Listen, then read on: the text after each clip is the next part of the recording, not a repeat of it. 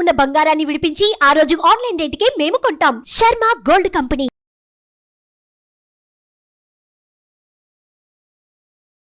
Hi, welcome to our channel. ఈరోజు మనతో పాటు ఉన్నారు ప్రముఖ జ్యోతిష్య వాస్తు పండితులు, జ్యోతిష్య వాస్తు శిక్షణ నిపుణులు, మహాగౌరి ఉపాసకులు శ్రీ దింటకుర్తి మురళీకృష్ణ గారు. నమస్కారం గురువు గారు. నమస్తే నాన్న. హరి ఓం శివ.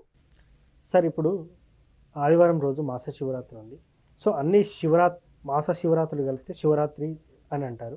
సో ఈ మాస శివరాత్రి రోజు ఏ రెమెడీ చేయాలంటారు? ఇప్పుడు అంటే ప్రతి నెల కూడా మనకి మాస శివరాత్రి అంటే చతుర్దశి, అంటే అమావాస్య ముందు వచ్చే చతుర్దశిని, అది కూడా అర్ధరాత్రి భాగంలో ఉండాలి. అర్ధరాత్రి భాగంలో ఉంటే దాన్ని మాస శివరాత్రి కింద పరిగణిస్తారు. అంటే ఇక్కడ మనకి లాస్ట్ మంత్ మహాశివరాత్రి అయిపోయింది.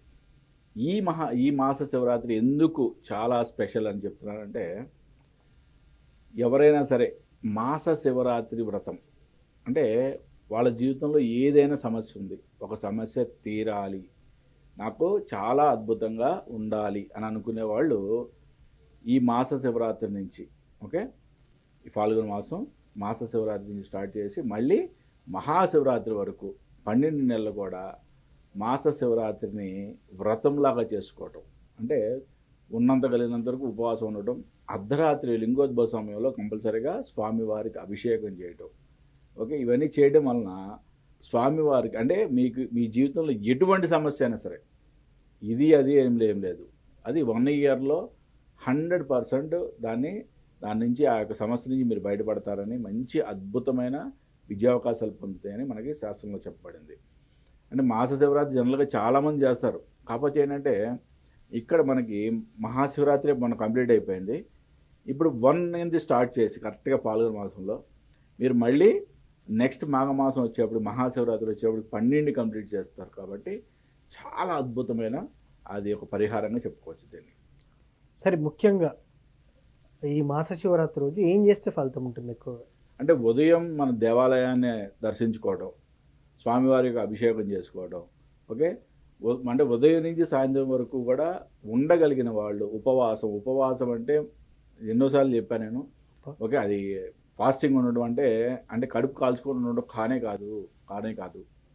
ఉపవసి అంటే భగవంతునికి దగ్గరగా జీవించటం, అంటే భగవన్ నామస్మరణతో మనం ఈ చతుర్దశి మొత్తాన్ని కూడా ఒక వ్రతంలాగా, అంటే ఆ రోజు నియమనిష్టలతో ఉండటం, అంటే మన మనసులో కూడా ఏదో చంచలంగా పరిగెత్తకుండా, పెళ్ళైన వాళ్ళు బ్రహ్మచర్యం పాటిస్తూ, ఓకే, సాత్వికమైన ఆహారం తింటూ, భూతలం మీద పడుకుంటూ, అంటే మంచం మీద పడుకోకుండా నేల మీద పడుకుంటూ, అది ఒక వ్రతంలాగా ఎవరైతే చేస్తారో వాళ్ళకి అద్భుతమైన ఫలితం కలుగుతుంది. ఏది మాస శివరాత్రి 3 వారాలు చేసేవాళ్ళు, 6 వారాలు చేసేవాళ్ళు, ఇట్లా చేసేవాళ్ళకి చాలా అద్భుతమైన ఫలితాలు ఉంటాయని చెప్పుకుంటారు.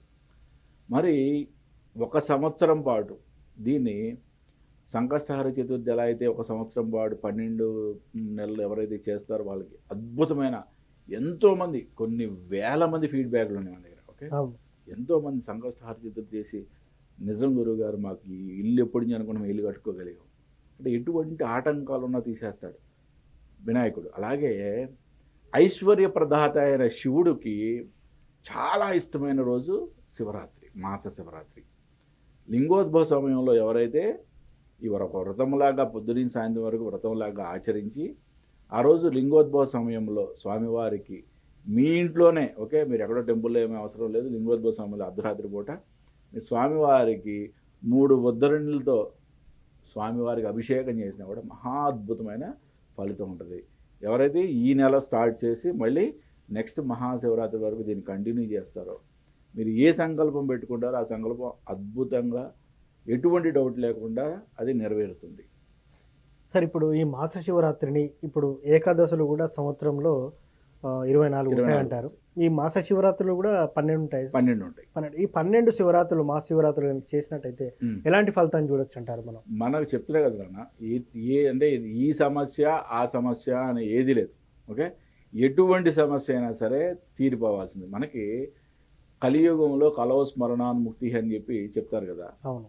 అంటే కలియుగంలో వ్రతాలు పూజలు చేస్తే ఎన్నో అద్భుతమైన ఫలితాలు, అంటే మామూలుగా భగవంతుడు పిలిస్తేనే భగవంతుని తలుచుకుంటేనే నీకు చాలా ముక్తినిస్తానంటాడు. అవును.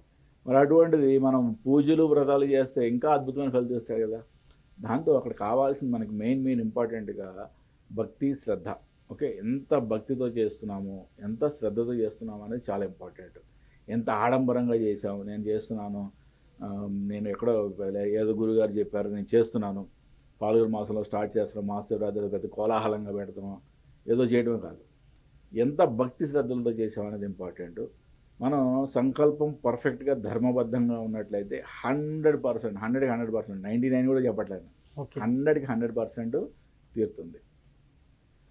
ఈ మాస శివరాత్రి రోజు కొంతమంది కంటిన్యూగా చేయలేని వాళ్ళు ఉంటారు. వీళ్ళు ఏదన్నా మంత్రంతో సరిపెట్టుకుంటే ఆ ఒక్కరోజు 1 గంట జపం చేస్తే ఆ పూజ ఫలితం దక్కించుకునే అవకాశం ఏదైనా ఉంటుంది? అంటే ఆడవాళ్ళకి ఋతుక్రమం ఉంటుంది కాబట్టి ఎవరికన్నా అటువంటి ఆ ప్రాబ్లం ఉంటే కనుక చేయొద్దు. ఇంట్లో మగవాళ్ళు చేస్తే, ఓకే, ఇంట్లో మగవాళ్ళు ఒకళ్ళైనా కూడా చేస్తే, ఎందుకంటే అభిషేకం, స్వామివారి యొక్క అభిషేకం మనం ఇంట్లో అయితే కనుక ఆడవాళ్ళు మగవాళ్ళు ఎవరైనా చేస్తారు. బట్ ఆడవాళ్ళని చాలామంది గర్భగుడిలోకి రానివ్వరు కాబట్టి మగవాళ్ళతో ఇంటి యజమానితో చేయించడం అనేది, అంటే ప్రతి నెల కూడా మాస శివరాత్రిని దంపతులు ఇద్దరూ చేయటం అనేది, ఎవరికైనా లేడీస్కి ఏదైనా ఋతుక్రమం ప్రాబ్లం ఉంటే కనుక వాళ్ళు పక్కగా జరిగి వాళ్ళు పక్కగా ఉండి ఇంటి యజమానితో పూర్తిగా ఈ యొక్క వ్రతాన్ని కంప్లీట్ చేయడం అనేది చాలా మంచి సూచన.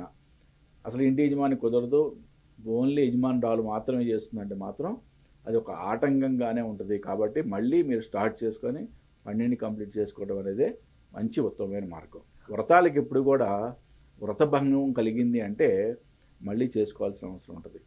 సార్, నాకు ఇంకో చిన్న సందేహం. చాలామంది పుణ్యక్షేత్రాలు వెళ్ళినప్పుడు కానీ ఏదైనా జాతరలకు వెళ్ళినప్పుడు కానీ చిన్న చిన్న శివలింగాలు తెచ్చి ఇంట్లో పెట్టుకుంటారు. ఈ ఈ ఈ స్పెషల్ డేస్లో కానీ కాకుండా నార్మల్ డేస్లో వాటికి చేయకుంటే ఏదైనా దుష్ఫలితాలు పొందే అవకాశం ఉంటుందంట.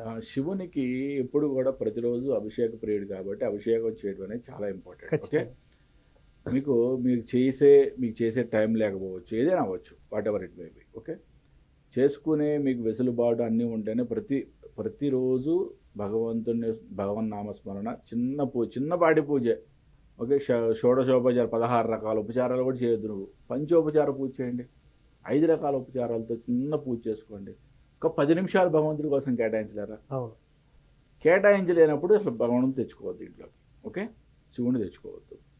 తెచ్చుకున్నప్పుడు దానికి ఒక ధారాపాత్ర తెచ్చుకోండి. చక్కగా ధారాపాత్ర తెచ్చుకొని పొద్దున్నే 2 అగరబత్తులు వెలిగించి స్వామి దగ్గర దండం పెట్టుకొని అవి ధారాపాత్రలు నీళ్లు పోస్తే ఒక 10-15 నిమిషాల పాటు స్వామివారి మీద అభిషేకంలా పడతాయి కదా ధారాపాత్రలు నీళ్ళు. చాలు. ఇంకా నీకు అక్కడ కావాల్సింది ఏంటంటే నువ్వు చేసే ఆ 10 నిమిషాలు చాలా భక్తితో చేయి. ఎంత నువ్వు భక్తితో చేస్తున్నావు అనేది ఇంపార్టెంట్. ఓకే, ఇవి కూడా చేయలేకపోతే మాత్రం మనం శివలింగాలు తెచ్చుకోవడం మానేయండి. ఓకే, ఎందుకంటే శివుడికి అభిషేకం తెచ్చుకున్నా కూడా కొంతమంది సార్ చెట్టు కింద పెట్టడం లేకపోతే ఏదైనా గుడిలో అక్కడ పడేయడం జరుగుతుంది. అది కూడా దుష్ప్రభావం చూడాలి. ఎగ్జాక్ట్లీ, అది మంచిది కాదు కదా. అట్లా అప్పుడు మనం ప్రతిరోజు దానికి పూజ చేస్తున్నాం అంటే ఒక ఎనర్జీ మనకి దాంట్లో క్రియేట్ అవుతుంది. ఎనర్జీ క్రియేట్ అయిన దాన్ని ఊరికే అట్లా ఎక్కడ పడితే అక్కడ వదిలేసి రావడం అనేది కరెక్ట్ కాదు కదా. దాన్ని మళ్ళీ మీరు చేయలేనప్పుడు నేను ఎందుకు అనుకోవాలబ్బా, మనం భగవంతుని ఎట్లా చూడాలి, మనం ఒక కుటుంబ సభ్యుడిలా చూసుకోవాలి. ఇప్పుడు నాకు స్వామి ఏదైనా సహాయం చేయాలంటే నువ్వు రిలేషన్ పెట్టుకున్నప్పుడే కదా నీకు కరెక్ట్గా జరిగేది. నువ్వు కుటుంబ సభ్యులుగా చూసినప్పుడు ఆయన వదిలేయాలని ఎందుకు అనుకుంటావు? అసలు ఆ మాటలే రానివద్దు. అనుకున్నప్పుడు నువ్వు ఆయన గంగలో ప్రవేశం చేసేసి ఎక్కడైనా మీరు చేయగలిగితే చేయండి. అంతేగాని అసలు అభిషేకం చేయలేనప్పుడు, నిత్య పూజ చేయలేనప్పుడు ఇట్లాంటివి తెచ్చుకోబాకండి. ఓకే, అలాగే విగ్రహాలు కూడా, అమ్మవారి విగ్రహాలు కానీ ఏ విగ్రహాలైనా, గణపతి విగ్రహం కానీ, ఓకే, అంగుష్ట మాత్రం తెచ్చుకున్నా కానీ ప్రతిరోజు చిన్న ఉపచార పూజలోనే చేయండి. పంచోపచారం 10 నిమిషాలు 15 నిమిషాలు అట్లీస్ట్ వెచ్చించి అంత చిన్న బెల్లం ముక్క నైవేద్యాన్ని పెట్టండి, పచ్చిపాలన్న నైవేద్యం పెట్టండి. మహా అద్భుతమైన నైవేద్యం కదా పచ్చిపాలతో పెడితే. అటువంటి చిన్న ఉపచారాలతోనే చేసుకోండి. అసలు ఏమీ చేయకుండా అన్నీ పెట్టుకుంటాం. ఇంట్లో మాత్రం ఆడంబరంగా పెట్టుకుంటాం. ఎప్పుడో మేము సంవత్సరానికో నెలకు ఒకసారి పూజ చేస్తాం, అది మాత్రం అందరికీ చూపించుకుంటాం, దానికోసం తెచ్చుకున్నాం విగ్రహాలు అని అంటే కాదు, అది కరెక్ట్ కాదు. ఓకే సార్, ఎనీవే మాస శివరాత్రి రోజు ఎలా చేయాలి శివుడికి పూజ అనే అంశం మీద చాలా చక్కగా చెప్పారు. Thank you. నమస్తే నాన్న. హరి ఓం. సో చూసారు కదా, ఈ నెల 7వ తేదీన మాస శివరాత్రి ఉంది. ఆ రోజు ఎలాంటి పూజ చేస్తే ఎలాంటి ఫలితం ఉంటుందని గురువుగారి మాటల్లో విన్నాం. ఇది వాటి కార్యక్రమం. మరో కార్యక్రమంలో మళ్ళీ కలుద్దాం. Thank you. సుమన్ టీవీలో మీ పర్సనల్ అండ్ బిజినెస్ ప్రమోషన్స్ కోసం కింది నెంబర్కి కాంటాక్ట్ చేయండి.